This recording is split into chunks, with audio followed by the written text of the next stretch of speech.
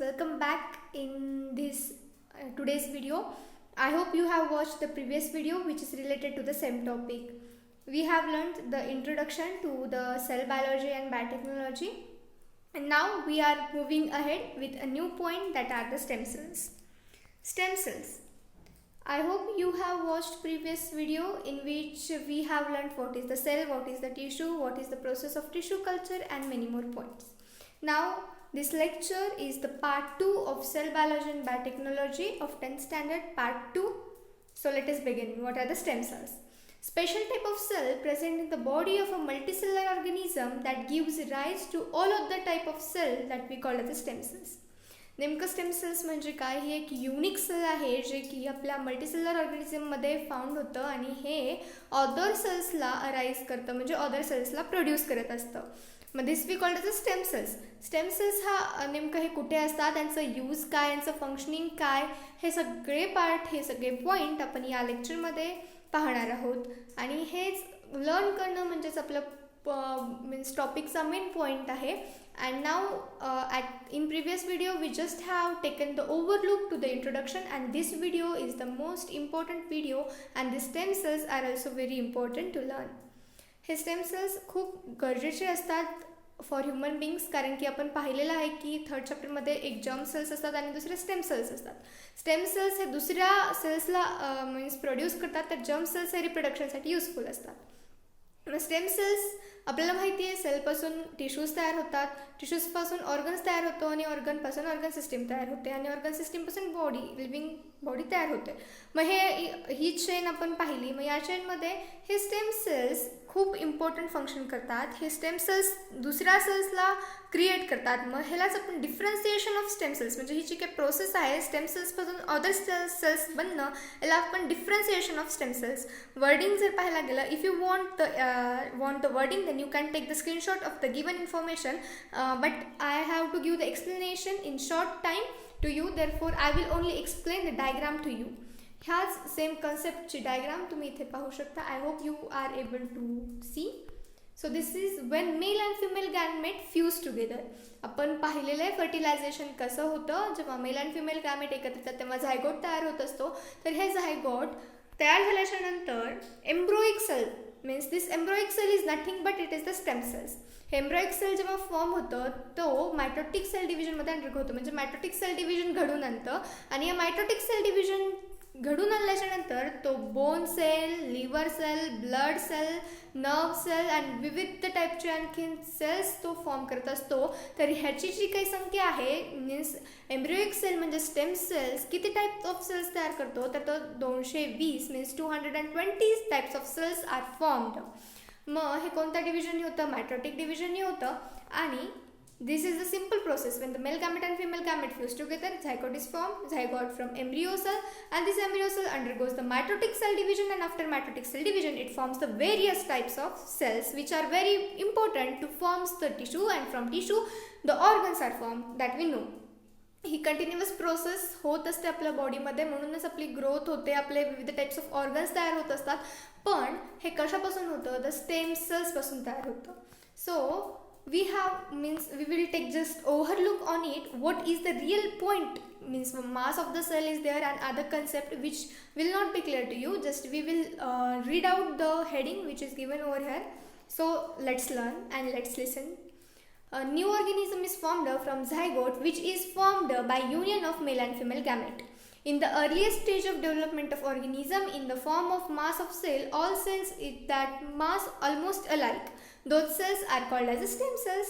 During further development, this cells forms any type of cell, different types of tissue are formed and different functions in their body.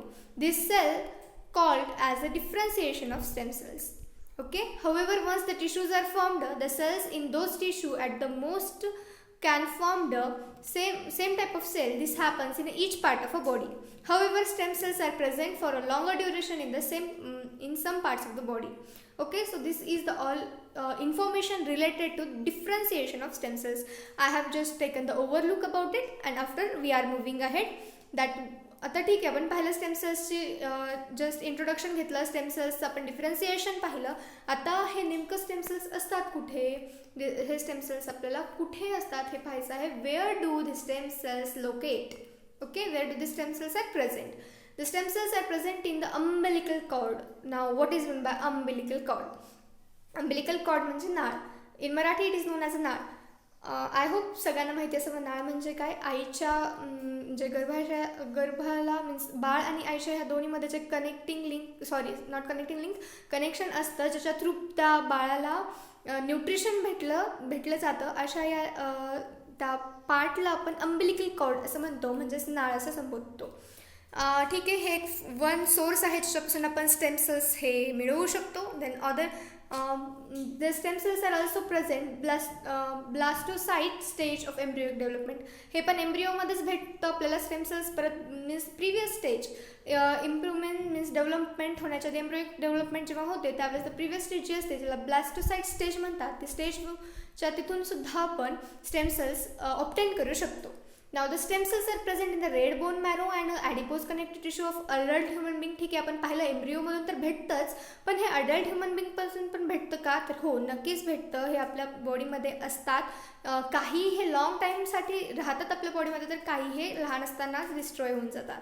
मग त्यापैकीच आपल्याला कुठे भेटेल? मग हे red bone मॅरोमध्ये भेटेल आणि ॲडिपोज कनेक्टिव्ह टिश्यूमध्ये आपल्याला स्टेम सेल्स भेटू शकतात. आणि next, the stem cells are also present in the blood. Okay, so this we learned what is the location of stem cells. Now we are moving ahead. Uses of stem cells. अरे ठीक आहे, आपण पाहिलं stem cells म्हणजे काय, location म्हणजे काय, पण आता याचे युजेस काय, आपण का ऑब्टेन करायचे stem cells?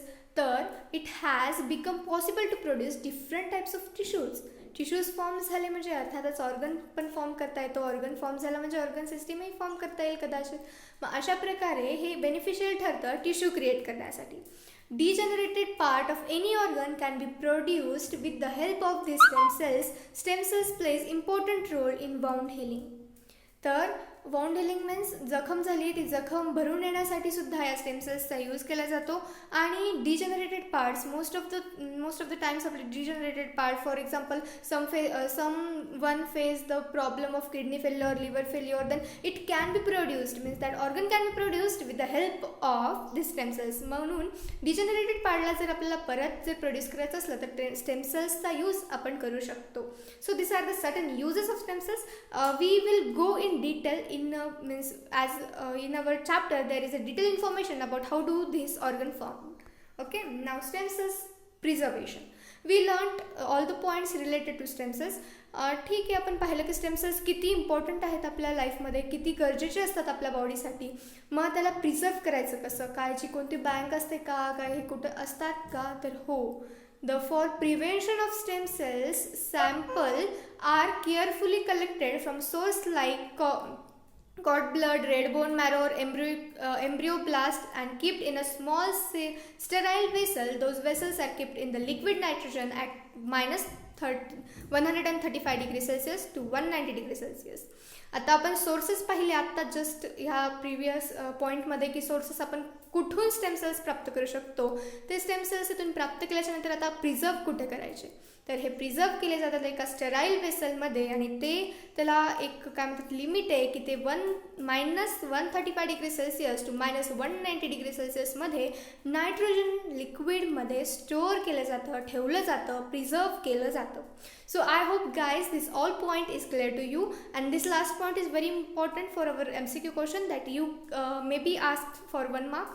So this was the certain explanation about the what are the stem cells and what is the location of stem cells, uses of stem cells and prevention. In next video we are going to learn what are the type of stem cells.